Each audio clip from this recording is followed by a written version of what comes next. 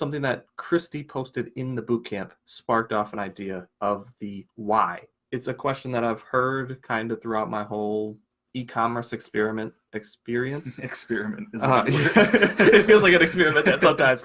But the why concept, like, why are you doing these things? And it was always me internalizing it just as a question to like stop and think and like, why am I actually doing all of this? Why am I working so hard? Why am I struggling with this? What is it that I'm trying to accomplish? And it is to provide for my family. She talked about how she is trying to grow her business to give the people around her the choice of whatever they want. So it doesn't feel like they have to go to work just to make money to get by. She wants to be able to make enough so that the people around her have that choice. And it really struck me. And I was like, wow, that's very impactful. I guess that's ultimately what my why is. I do want to provide, but the bigger picture of it is I want people to be able to choose to do whatever they want.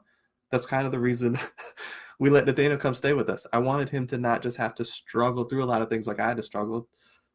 I haven't said this before, but sleeping in my car and then making hard decisions like, what is going on? I don't understand why everything is so much more difficult than it needs to be, just because I didn't have the understanding. So having Nathaniel come and stay with us just so I could like pour into him some understanding, and so that he didn't have to just be struggling out in the street. And now to the point where he runs his own business. He has multiple income streams. He's able to travel all over the place.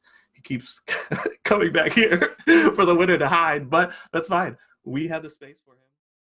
Hey guys, thanks for checking out this video. My name is Steven. This is my brother Nathaniel. Together we are the Wingman. If you want to know any more about anything that we've got going on or just about us, check the links down in the description below.